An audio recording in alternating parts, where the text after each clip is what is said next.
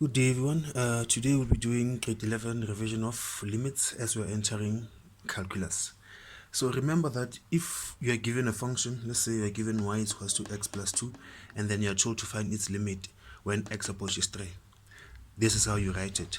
Firstly, you have to introduce the limit notation, because without this notation, it's not a limit, it's something else. So you have to introduce the limit notation, and then you write the function.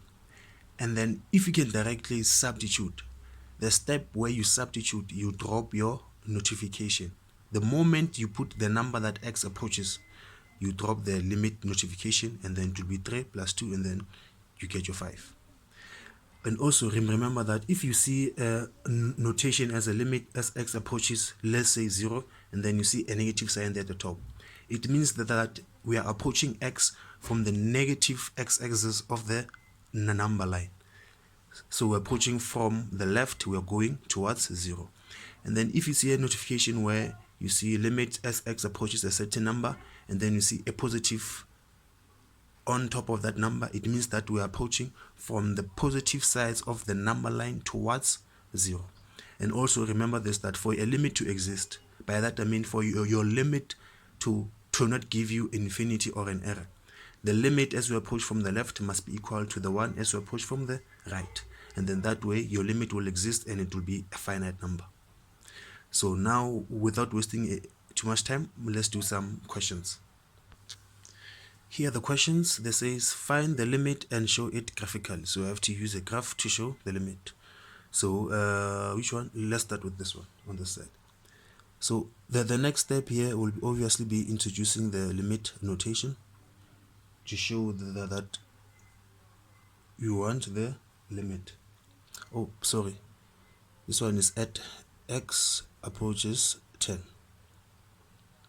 So from the first step, you can see this s squared and 100. X squared minus 10 to the squared. It will be the same thing. So it's actually a difference of 2 squares. So how do you factorize that one? It's just x plus 10 and x minus 10 all over x minus 10. So from here on, you can clearly see that the x minus 10 will cancel out each other. And then you'll be left with the limit as x approaches 10 of x plus 10. And then the following step, where you substitute the x, you drop the limit notation. So the following step, it will only be 10 plus 10. So your answer will be 20. That's your limit. But then the question says you also should show it graphically. So we have to graph this x plus 10 line. So your y-intercept is going to be 10. Let's say this is 10, 20, then 10 minus 10. So your y-intercept will be 10. Your x-intercept will be negative 10. Let me use a different color. Your y will be 10. Your x will be negative 10. And then x plus 10 is a straight line. So if you draw a straight line graph here, that's your x plus 10. And then you look at it. If we are approaching x 10 from the positive side, we are reaching where? This point over here. So that's our graphical illustration. So what does it mean? It means that when we approach 10 from the positive side and the negative side, we get an y value of 20. So now let's do this other question. So here also, your first step, you introduce the notation. Here is as x approaches 0. So it's limit 3x plus x squared all over x approaches 0. From here on, here you can clearly see that you have a common factor there at the numerator, which is your x.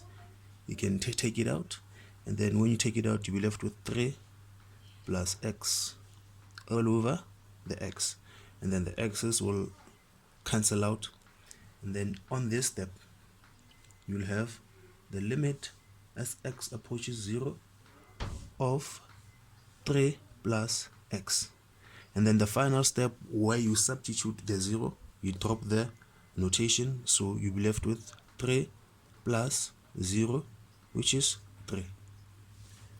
That's your limit. So now let's do it graphically. So if we were to do it graphically, your x will be 3, so your y will be 3, your x will be negative 3.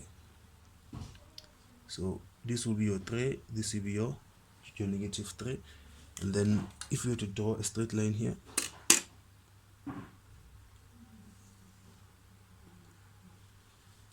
and then you plot it,